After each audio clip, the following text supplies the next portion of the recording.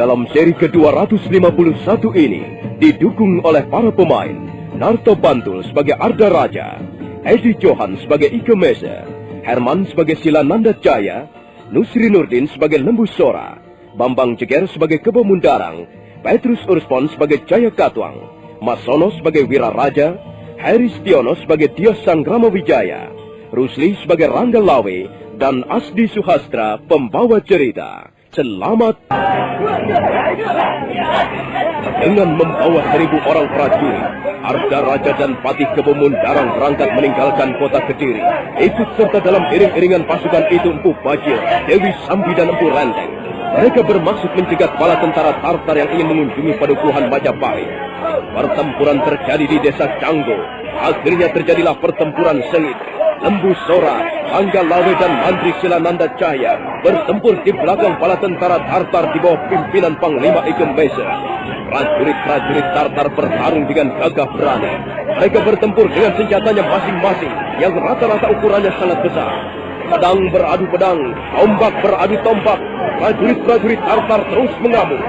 Sementara prajurit-prajurit Kediri nampak semakin terdesak. Banyak di antara mereka yang roboh, berkelimpangan tak bernyawa lagi. Lembu Sora dan Rangga Lawe tak mau ketinggalan.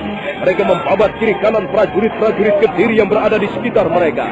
Melihat keadaan pasukannya yang kocar-kacir, Arda Raja segera memberikan aba-aba untuk mundur. Mundur! Ayo cepat mundur! Balik pasukan! Mundur!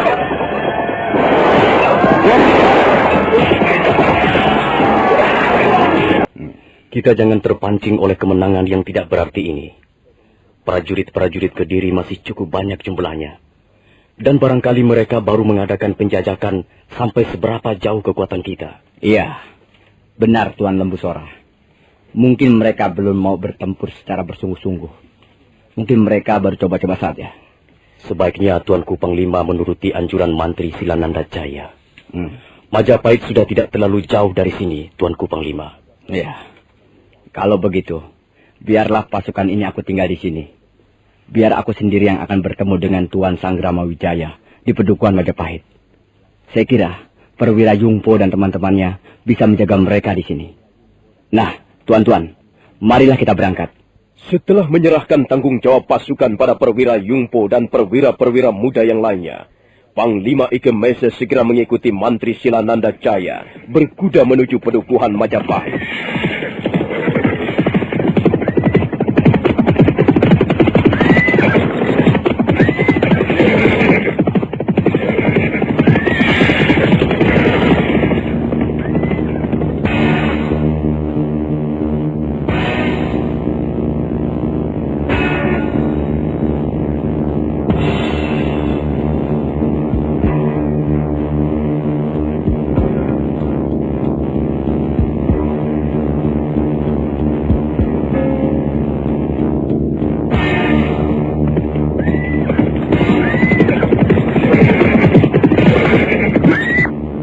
Bagaimana Paman Kebo Mundarang? Kita sudah melihat dengan mata kepala sendiri bahwa Majapahit menjalin hubungan dengan pasukan asing. Benar Gusti Arda Raja. Dan seperti yang sudah hamba katakan sejak semula, hal ini bisa membahayakan pemerintah Kediri. Kalau memang dia Sanggrama Wijaya merencanakan berontak dengan kekuatan pasukan asing itu, pemerintah Kediri bisa kerepotan Gusti. Sudah keduga sejak semula, Paman. Aku tidak pernah menyukai kehadiran desa yang bernama Majapahit. Desa itu hanya akan menjadi tempat atau sarang bagi para pemberontak. Semua ini kesalahan Ayahanda Prabu sendiri. Mengapa Kakang Wijaya harus diampuni? Mengampuni orang seperti Sanggrama Wijaya sama halnya memelihara seekor anak macan, Paman.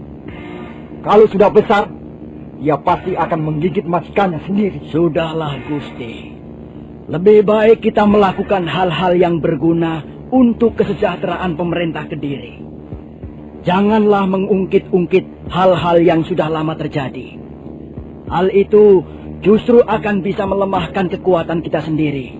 Lebih baik sekarang ini kita segera menghadap Sang Prabu untuk melaporkan apa yang baru saja kita alami di desa Canggo. Baik, Paman Mundarang. Ayo kita berangkat.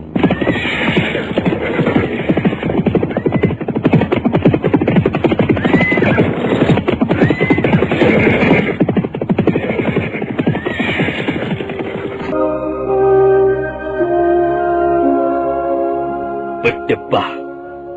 Setan alas. Jadi benar, Majapahit menjalin hubungan dengan pasukan asing itu. Benar, Ayahanda Prabu. Bahkan kami sempat bertempur mati-matian. Prajurit-prajurit Kediri ternyata kalah tangguh melawan prajurit-prajurit asing. Iya. Yang belum ku mengerti ialah apa maksud kedatangan pasukan asing itu ke tanah Jawa. Maaf, Gusti Prabu.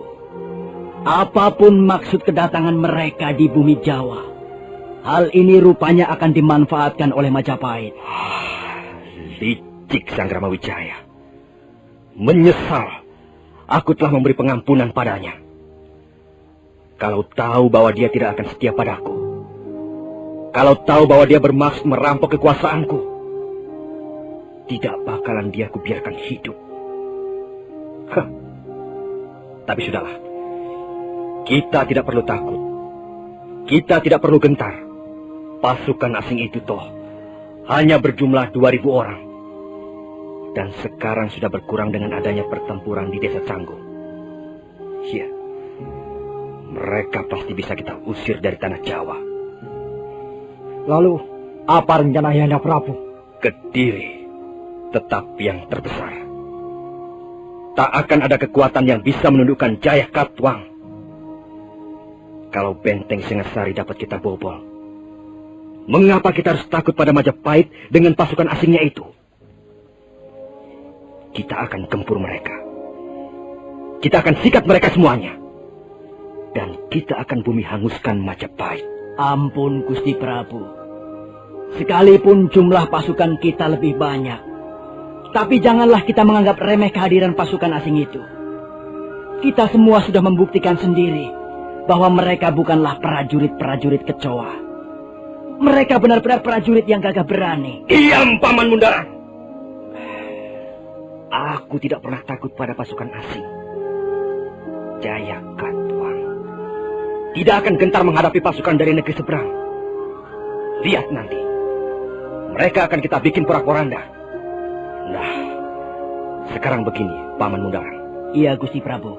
Dan kau juga, Arda Raja. Iya, Ayahanda Prabu. Kumpulkan semua pasukan, dan pasukan itu hendaknya mencapai 10.000 orang prajurit. Tarik semua pasukan yang kita tempatkan di negara-negara bawahan seperti Jenggala, Sanggariti, Sengguru, Lamajang, Blambangan, dan yang lain-lain itu. Mereka semua harus ditarik ke kota Kediri. Kita pusatkan kekuatan di kota Kediri. Baik, Ayahanda Prabu. Hamba akan segera melaksanakan perintah. Ampun, Gusti Prabu. Bolehkah hamba mengetahui apa rencana Gusti Prabu dengan jumlah pasukan sebanyak itu? Iya.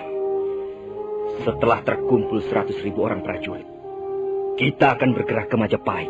Ampun, Gusti Prabu. Hamba kira keputusan itu kurang tepat. Hamba justru khawatir hal itu bisa menjebak diri kita sendiri. Mengapa kita tidak menunggu perkembangan selanjutnya saja? Apa maksudmu, Paman Mundarang? Kita harus menunggu perkembangan.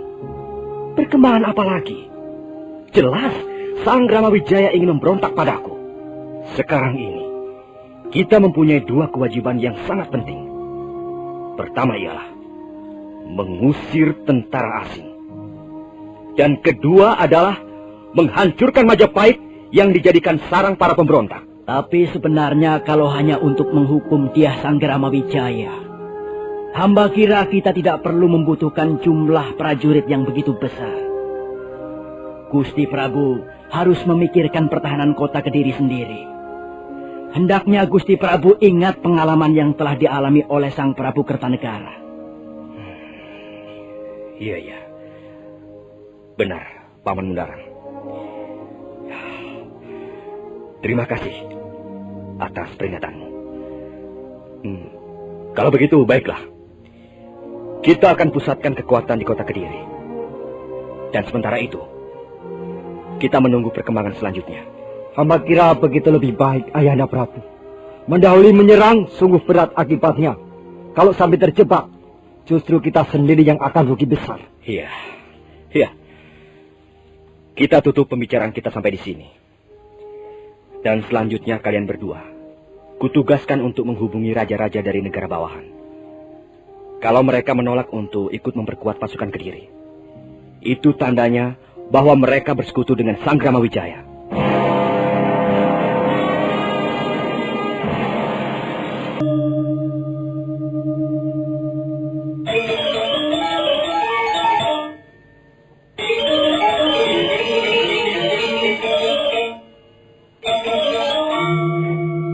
Sementara itu, di Pedukuhan Majapahit, di rumah kediaman Dyah Sanggrama Wijaya, nampak sibuk. Dyah Sanggrama Wijaya sedang menerima tamu kehormatannya, Panglima Ike Mese, yang datang dengan beberapa orang prajurit Tartar. Mereka nampak berunding di ruangan pendopo. Hadir dalam perundingan itu, Lembu Sora, Rangga Lawe, Sang Ramapati, Kebo Anabrang, dan orang-orang kepercayaan Dyah Sanggrama Wijaya yang lain. Tampil sebagai pembicara utama adalah Arya Wiraraja, Adipati dari Sumenep. Arya Wiraraja sedang menjelaskan tentang peta ataupun siasat-siasat pertempuran untuk menundukkan kota Kediri. Ada bermacam-macam siasat perang yang pernah saya kenal, Tuan Panglima. Dalam pertempuran, kita kenal siasat penyerangan, pengepungan, pendadakan, pembokongan, ataupun penerobosan. Sekarang, mari kita lihat peta kota Kediri berikut bentengnya. Benteng kota Kediri terletak persis di tepi Sungai Brantas. Kita bisa mengepung kota Kediri dari 4 jurusan. Dari arah barat, berarti dari arah sungai. Kemudian dari arah timur, dari arah anak Sungai Brantas. Dan dari arah selatan, kita bisa memasang tenda-tenda perkemahan di sekitar Candi Palas Panataran. Kemudian, kita tempatkan juga pasukan di arah utara. Yang penting, janganlah diberi kesempatan pasukan Kediri untuk meminta bantuan kepada negara-negara bawahannya. Maaf Kakang Adipati, bagaimana sikap kita kalau ternyata bantuan itu datang dari negara-negara bawahan seperti Jenggala, Sanggariti, ataupun Sengguru? Nah, kalau mereka datang juga untuk membantu memperkuat pasukan Kediri di dalam kota, hal ini menjadi tugas dan tanggung jawab prajurit-prajurit Majapahit. Gusti Sanggrama Wijaya bisa membokong mereka dari belakang. Jadi pasukan kami harus kami pecah menjadi 4 bagian. Begitu, Tuan? Pasukan Tartar cukup dipecah menjadi 3 bagian, Tuan Panglima. 1 bagian di bawah perintah Tuan Panglima Ike Mese sendiri. 1 bagian lagi di bawah perintah Panglima Kausing. Dan bagian yang lain di bawah perintah Panglima Sipi. Sementara bagian yang keempat, yang akan menyerang dari arah timur, biarlah diambil alih oleh prajurit-prajurit Majapahit. Bagus. Tuan Arya Wiraraja sungguh hebat dalam siasat perang. Saya sangat mengagumi kepandaian Tuan. Tuan Panglima jangan terlalu merendah. Saya pun tahu bahwa Tuan Panglima adalah salah seorang ahli dalam siasat perang di negeri Tuan. Hanya dalam hal ini, barangkali saya lebih menguasai medan. Karena perang yang akan kita rencanakan ini terjadi di negeri kami sendiri. Baiklah. Lalu kapan kira-kira penyerangan itu akan kita mulai, Tuan Wiraraja? Ampun Gusti. Saya rasa 7 hari lagi setelah kejadian di desa Canggu, kita sudah bisa menyerbu ke kota Daha atau Kediri.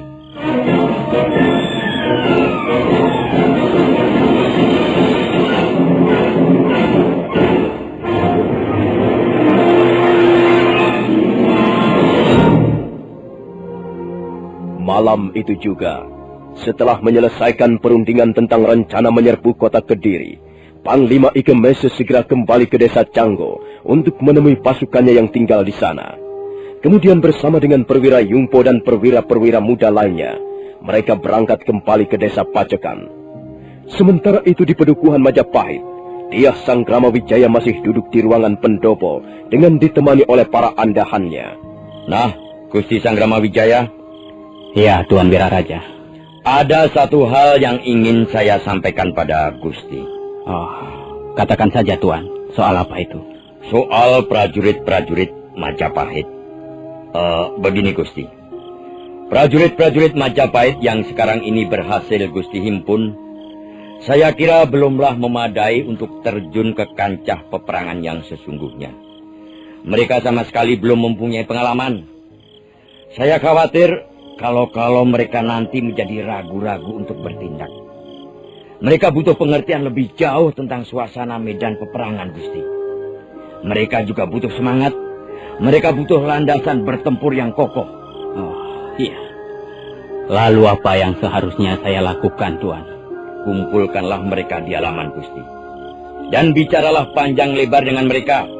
Kobarkanlah semangat bertempur mereka agar mereka mau bertarung mati-matian sampai titik darah penghabisan demi Majapahit, Gusti. Baik, Tuan. Saran Tuan Arya Wiraraja akan segera saya penuhi. Kakang Ranggalawi. Iya, Gusti. Kumpulkanlah prajurit-prajurit Majapahit di halaman sekarang juga. Kumpulkanlah mereka dengan berpakaian lengkap dan bersenjata. Baik, Gusti. Hamba akan segera menjalankan perintah.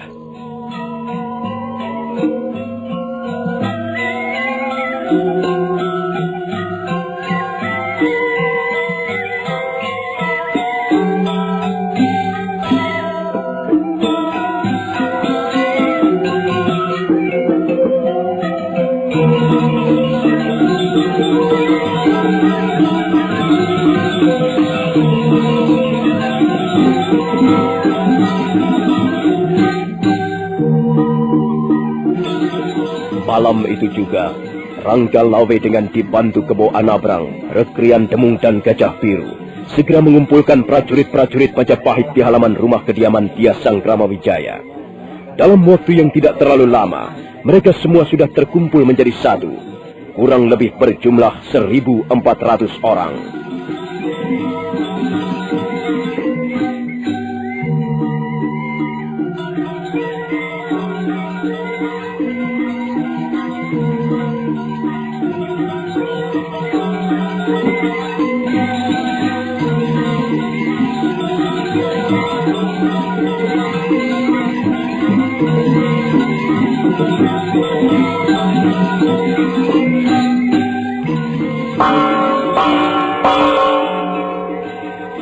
Nah, saudara-saudaraku semuanya, prajurit-prajurit Majapahit yang gagah berani. Malam ini, tepat tengah malam tanggal 15 bulan Caitra, tahun 1293, kita berkumpul di sini. Pada tanggal 19 nanti, kita semua akan bergerak menuju kota Kediri, bergabung dengan pasukan Tartar. Dan selanjutnya, kita akan menyerbu kota Kediri. Pada saat itulah, jiwa keprajuritan kalian diuji. Rasa kecintaan kalian pada Majapahit juga diuji. Pada saat itulah, kalian bisa membuktikan sebagai prajurit-prajurit Majapahit yang terbaik. Kalah ataupun menang, bukan urusan kita. Yang penting kita harus bertempur sebaik-baiknya. Memberikan segala yang ada, yang kita miliki untuk Majapahit. Untuk cita-cita kita bersama. Hidup Majapahit!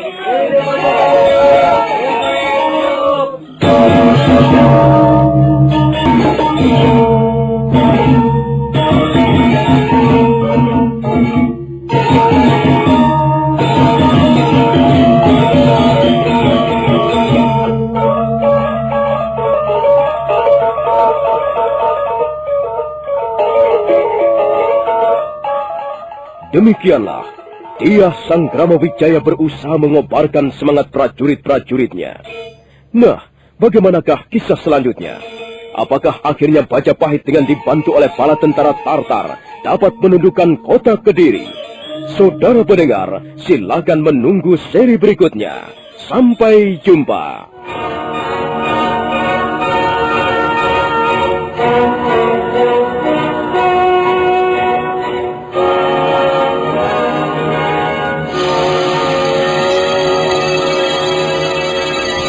Demikian tadi, Anda telah mendengarkan Sandiwara Radio, Tutur Tinular, dipersembahkan oleh PT Irawan Jaya Agung, bekerja sama dengan radio kesayangan Anda. Hei, kalau terasa teng, itu kenapa ya? Kupikir bulatnya kelapa. Nah, kalau terus dipikir, kepala semakin sakit. Rasanya